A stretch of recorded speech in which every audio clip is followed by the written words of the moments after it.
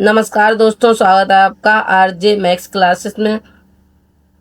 दोस्तों, कल ईरान की इस्लामिक रिवोल्यूशनरी गार्ड कॉर्प्स यानी आईआरजीसी ने स्टेट ऑफ हॉर्मुज में बड़ी कार्रवाई करते हुए 2 जहाजों को कब्जे में लिया। इसमें से एक जहाज सीधे तौर पर भारत के गुजरात के मुद्रा पोर्ट की ओर आ रहा था। सवाल ये उठ रहा है कि क्या ईरान पूरी तरह से दुनिया के खिलाफ खड़ा हो गया है? क्या है इसकी इनसाइड स्टोरी और क्या इस लड़ाई का रिजल्ट पाकिस्तान में विभाजन भी हो सकता है? आइए डिस्कस करते हैं, शुरू करते हैं। तो कल ईरान ने कुछ जहाज़ों को स्ट्रेट ऑफ हॉर्मुज से निकलने से रोक लिया, ये कहते हुए कि इन्होंने ईरान का टोल नहीं भरा है। इनमें से एक जहाज भारत भी आने वाला था। यह जहाज दुबई के जेबल अली पोर्ट से चला था। यह भारत में गुजरात के मुद्रा पोर्ट की ओर आ रहा था। ये एक विशाल कंटेनर जहाज 6,690 टीयू क्षमता वाला जो इंटरनेट ट्रेड का सामान लेकर आ रहा था। ईरान का दावा है कि जहाज बिना परमिशन के उनके इलाका ब्लॉक किए गए रास्ते से गुजरने की कोशिश कर रहा था। उनके हिसाब से जहाज के नेविगेशन सिस्टम के साथ छेड़छाड़ की गई थी, जो समुद्री सुरक्षा के नियमों के खिलाफ थी। रिपोर्टर्स के अनुसार आईआरजीसी ने पहले चेतावनी दी थी। जब जहाज नहीं रुका तो गवंस के जरिए उन पर गोलीबारी की गई। तट की ओर उसे मोड़ दिया गया। समुद्री ट्रैकिंग डाटा के अनुसार जहाज अब रुका हुआ है और ईरान के कंट्रोल में है। अब तक मिली जानकारी के मुताबिक जहाज पर मौजूद क्रू सुरक्षित है। हालांकि जहाज पर गोलीबारी से कुछ नुकसान पहुंचे हैं जरूर, लेकिन इस जहाज के साथ साथ एक और अन्य जहाज था एमएससी फ्रांसिस्का को ईरान ने पकड़ा है, जिसे इजराइल से रिलेटेड बताया जा रहा है।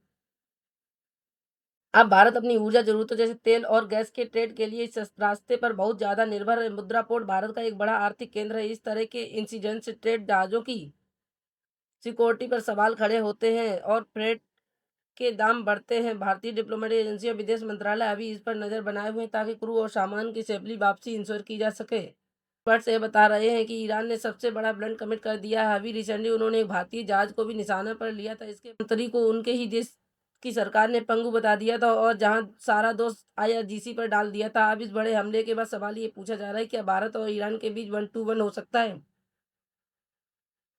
ध्यान रहे, हम किसी भी तरह से मिलिट्री वॉर में नहीं जाएंगे, लेकिन ईरान से क्रूड ऑयल लेना बंद नहीं करेंगे, लेकिन कम कर देंगे। ऑलरेडी क्लोज रास्ते पर दुनिया के जहाज नहीं जा पा रहे। वहां सिर्फ भारत वो देश है जिसको यूएस और अभी तक ईरान ने भी मना नहीं किया है। अगर हमने ही उनसे तेल लेना बंद कर दिया तो ये उनको एक फाइनेंशियल झटका होगा। भारत जैसे स्ट्रेटेजिक ब्रांड के फाइनेंशियल इंटरेस्ट को चोट पहुंचकर ईरान ग्लोबल स्टेज पर मंच पर सबसे बड़ा ट्रेड डील साथी हो सकता है। ये ये कदम भारत को मजबूर कर सकता है कि वो इस इलाके में सिक्योरिटी के लिए ईरान के कंपटीटर वेस्टर्न देशों के साथ अपनी मिलिट्री साझेदारी मजबूत करें। ध्यान दीजिएगा, जब ईरान के खिलाफ सारे देश खड़े थे तब भी हमारे ईरान के अगेंस्ट जाने के लिए एक डिप्लोमेटिक रास्ता चुनाव, शांति की बात रखी है। अब ईरान ने 2 बार धोखा दिया है, भारत को मजबूर कर रखा है। ईरान ने टोल न भरने, ऑटोमेटिक सिस्टम के जरिए छेड़छाड़ की है, लेकिन यूएन क्लॉज के तहत इनोसेंट पैसेज और समुद्री व्यापार के कुछ ग्लोबल नियम होते हैं। मालवाहक जहाजों पर गोलीबारी करना इसे कानूनी ब्लंडर से बदलकर युद्ध जैसी स्थिति में भी डाल सकता है। इससे न केवल इंश्योर प्रीमियम और फेथ के दाम बढ़ेंगे, बल्कि ये दुनिया भर के देशों को ईरान के खिलाफ लामबंद होने का मौका देगा। इससे ईरान की पहले से कमजोर इकोनॉमी और ज्यादा दबाव बढ़ेगी। ईरान ने एमएससी फ्रांसिस्को इजराइल से रिलेटेड बताया है, पकड़ा है, लेकिन साथ ही इस जहाज को भी अपना निशाना बनाया जो लाइबेरिया के झंडे वाला भारतीय डेस्टिनेशन वाला जहाज था। अगर ईरान का पर्पज ईरान को जवाब देना था तो एक ऐसे जहाज को रोकना जो सीधे तौर पर भारत के लिए है, उसके लॉजिक को कमजोर करता है। ये कदम ईरान को एक जिम्मेदार रीजनल शक्ति की बजाय एक अनस्टेबल देश के रूप में पेश करता है, जिससे उनकी अपनी डिप्लोमेटिक क्रेडिबिलिटी खत्म होती है। खैर, इसके साथ ही इस्लामाबाद अकॉर्ड्स भी फेल हो गया है। जेडी वंश और ईरान को बुलाने के लिए पाकिस्तानियों ने 3 दिन तक इस्लामाबाद बंद रखा था।